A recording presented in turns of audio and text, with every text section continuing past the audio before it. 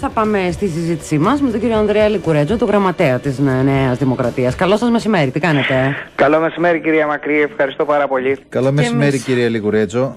Ναι, κύριε Κωνσταντάτο, καλό μεσημέρι και στις ακροάτριες και τους ακροατές που μας ακούν. Να είστε καλά. Θα ήθελα να αρχίσω από αυτό που κουβεντιάζαμε πριν από λίγο. Από τα όσα συνέβησαν επάνω στις αίρες με την απαγόρευση του αστυνομικού διευθυντή εκεί και τα όσα επακολούθησαν στη Βουλή.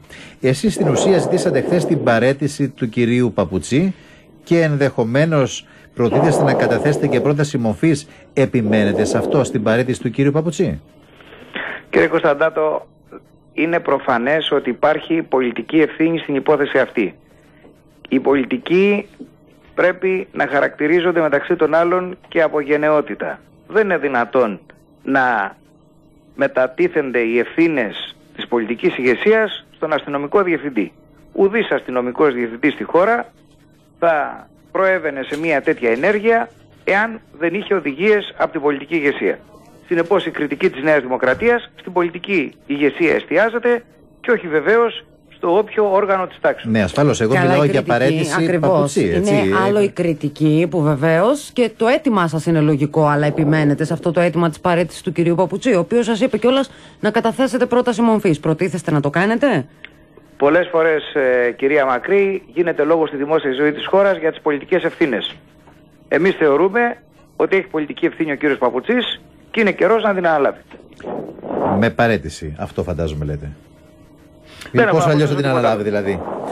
Όχι, ναι, νομίζω πως... εγώ, ξέρετε, επειδή από χτες υπάρχει μια περιραίουσα εικόνα ότι μπορεί να μην συμφωνείτε όλοι σε αυτό που εξέφρασε ο κύριος Μαρκόπουλος, γι' αυτό επιμένουμε και θέλουμε να το αποσαφηνίσουμε, που είπε ο κύριος Μαρκόπουλος, ζητώ την παραίτησή σας.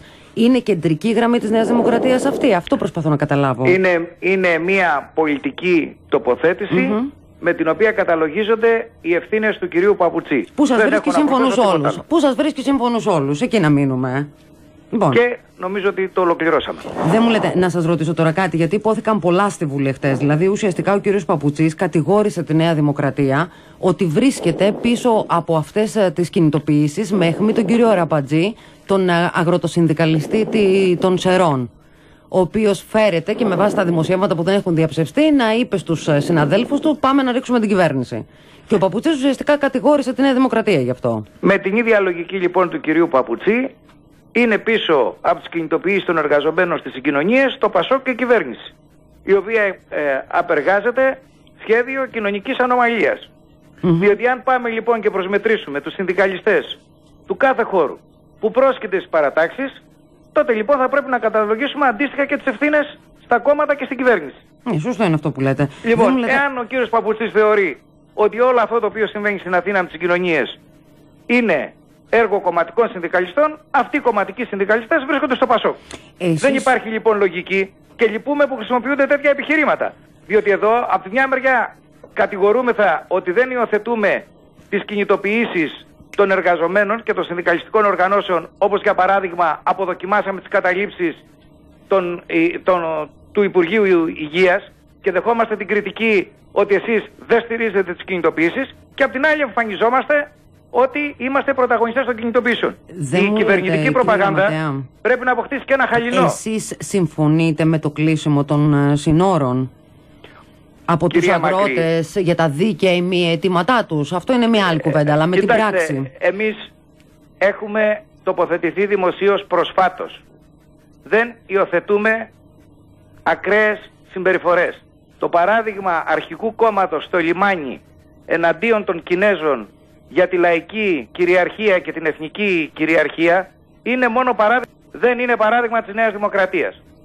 Συνεπώς θα πρέπει να φρενάρει λίγο, να βάλει χαλινό στην έκφρασή της η κυβερνητική προπαγάνδα και να ηρεμήσουν στην κυβέρνηση, να συνειδητοποιήσουν τις ευθύνες τους και να αφήσουν τη Νέα Δημοκρατία, η οποία είναι υπεύθυνη πολιτική παράταξη, δεν τους μιμείται.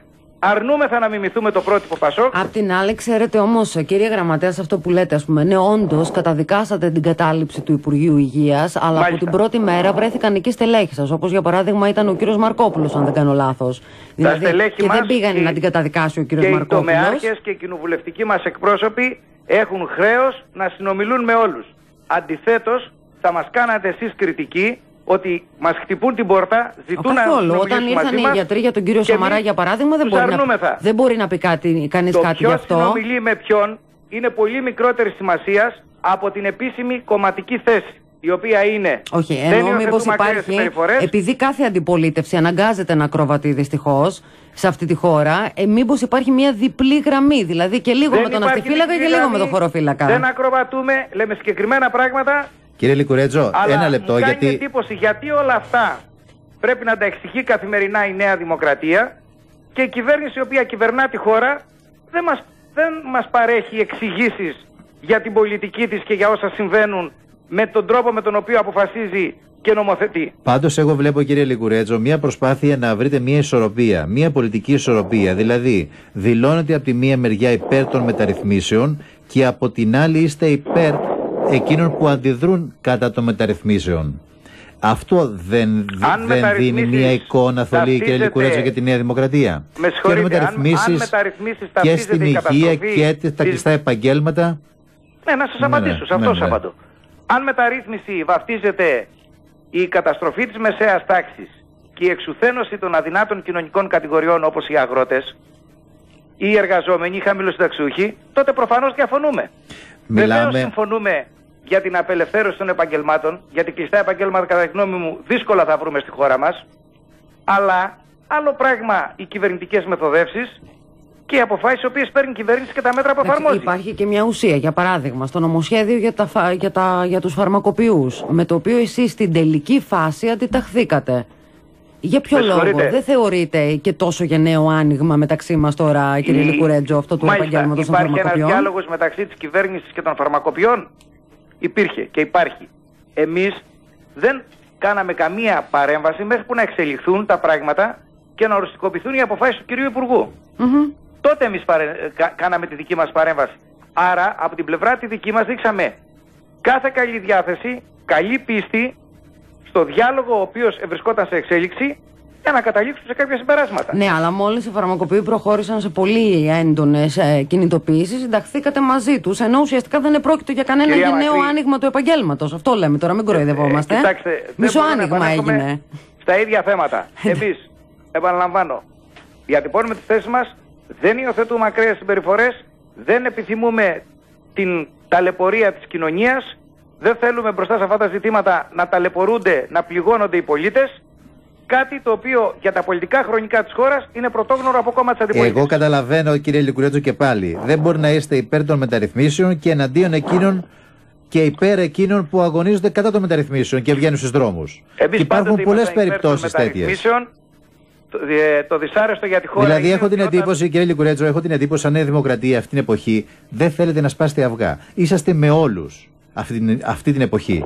Θέλετε να απευθύνεστε σε όλους, το έχει πει και ο κύριος Σαμαράς, αλλά είναι λίγο δύσκολο αυτό να συμβεί. Άλλο ότι απευθυνόμαστε στο σύνολο της κοινωνίας και άλλο να μας χρεώνεται, να το πω απλά, παπατζίδικη πολιτική. Αυτά μόνο στο Πασόκ. Δεν χρεώνουμε, ρωτάμε.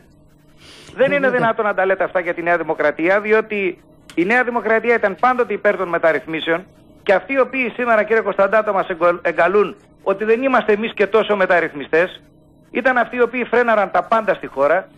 5,5 χρόνια δεν ψήφισαν μία μεταρρύθμιση της Νέας Δημοκρατίας. Μιλούσαν συνεχώς για την νεοφιλελεύθερη επίθεση στα δικαιώματα των εργαζομένων, στις κατακτήσεις των εργαζομένων, της κοινωνίας κτλ.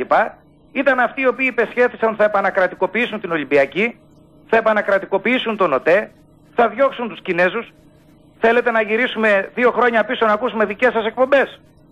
Τι έλεγαν οι εκπρόσωποι του Πασόκ? Κύριε Λικουρέτζο, επειδή το Πασόκ το πληρώνει πολύ ακριβά. Όλους μας εγκαλούν σήμερα αριθμιστές και τόσο υπεύθυνοι. Το Πασόκ το πληρώνει πολύ ακριβά βεβαίως αυτή του την αντιπολιτευτική τακτική και νομίζω ότι είναι το μεγαλύτερο του πρόβλημα. Γιατί σε κάθε, πώς το λένε, ευκαιρία του λέμε όλοι ναι, λεφτά υπάρχουν. Όπως έλεγε ο κ. Παπανδρέου. Αυτό δεν σημαίνει βεβαίως ότι αυτό το καθεστώς πρέπει να συνεχιστεί. Έτσι δεν είναι? Από την εκάστοτε αντιπολίτευση. Γι' αυτό δεν ακολουθούμε αυτή την αντιπολιτευτική τακτική. Εγώ θέλω να ρωτήσω το εξής.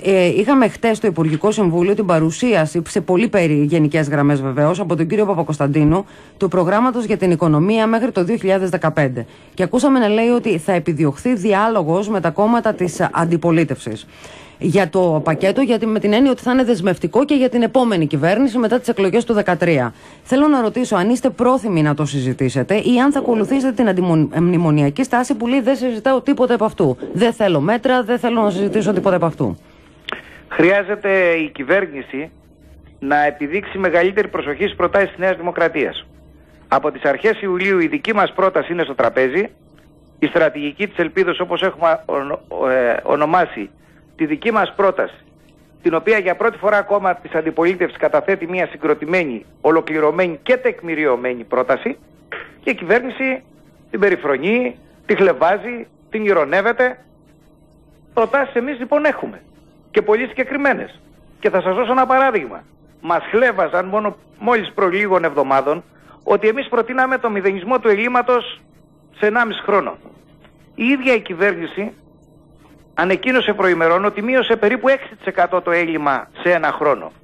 Όταν λοιπόν εμείς καταθέσαμε την πρόταση και το έλλειμμα ήταν περίπου στο 9%, λίγο παραπάνω, με την ίδια τη δική της λογική, με τις δικές της ικανότητες, θα μπορούσε το έλλειμμα του 9% να μηδενιστεί σε 18 μήνες.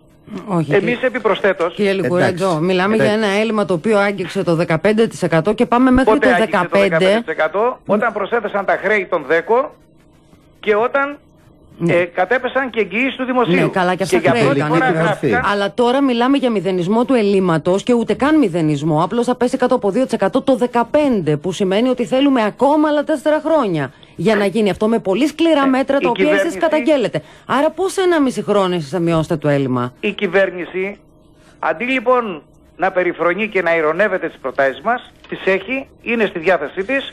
Μπορεί να έχει το κουράγιο να τις εφαρμόσει. Άρα εσείς, κύριε Λικουρέτζο, δεν πρόκειται να δεχτείτε τις προτάσεις της κυβέρνησης, δεν πρόκειται να συζητήσετε τις προτάσεις της κυβέρνησης, θα συζητήσετε τις δικές σας προτάσεις σε ένα διάλογο. Αυτό αντιλαμβάνομαι εγώ. Δηλαδή, θα γίνει ένας διάλογος όπου ο καθένας θα καταθέσει την πρότασή του και θα πει: εγώ επιμένω σε αυτήν. Αυτό θα δούμε στο μέλλον. Η κυβέρνηση δεν μας έχει ανάγκη. Όχι. Άλλο λέω εγώ. Άλλο λέω, κύριε Λικουρέτζο, εάν κάθε πλευρά καταθέσει τις δικές προτάσεις και πει εμένω σε αυτές τις προτάσεις που έχω καταθέσει, δεν ανάγκη να γίνει αυτός ο διάλογος, ο οποίος φαίνεται πως πρέπει να γίνει κάποια στιγμή για το άλλο πρόγραμμα έως το 2015. Διαθέτουμε, όπως συνηθίζεται να λέγεται, κουλτούρα διαλόγου και το έχουμε αποδείξει κατά καιρούς. Εκείνοι μας γύριζαν την πλάτη. Εμείς ήμασταν εδώ. Εμείς έχουμε τις προτάσεις μας.